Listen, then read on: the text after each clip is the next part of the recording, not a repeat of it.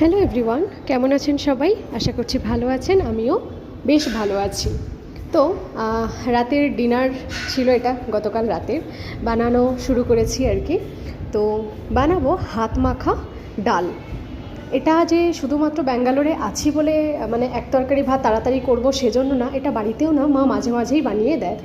আর ভীষণ টেস্টি হয়, খুব ভালো লাগে খেতে। তো টমেটো, পেঁয়াজ, কাঁচা লঙ্কা সমস্ত কিছু একসাথে কেটে নিয়ে মসুর ডালের সঙ্গে তেল, লবণ, হলুদ আর সামান্য একটু লঙ্কার গুঁড়ো দিয়ে সমস্তটা খুব ভালো করে হাত দিয়ে মেখে নিয়ে জল দিয়ে তার মধ্যে সমস্ত মিশ্রণটা দিয়ে আর দিয়ে দিয়েছিলাম বেশ কিছুটা আলু দিয়ে ব্যাস মিনিট 20-25 ফুটিয়ে নিলেই রেডি আমাদের আলু দিয়ে ডাল। গরম গরম ভাতে বেশ ভালোই লেগেছিল এটা খেতে। তো দেখা যাচ্ছে খুব তাড়াতাড়ি পরের আরও একটি রান্না নিয়ে। আপনারা ভালো থাকবেন, সুস্থ থাকবেন, টাটা।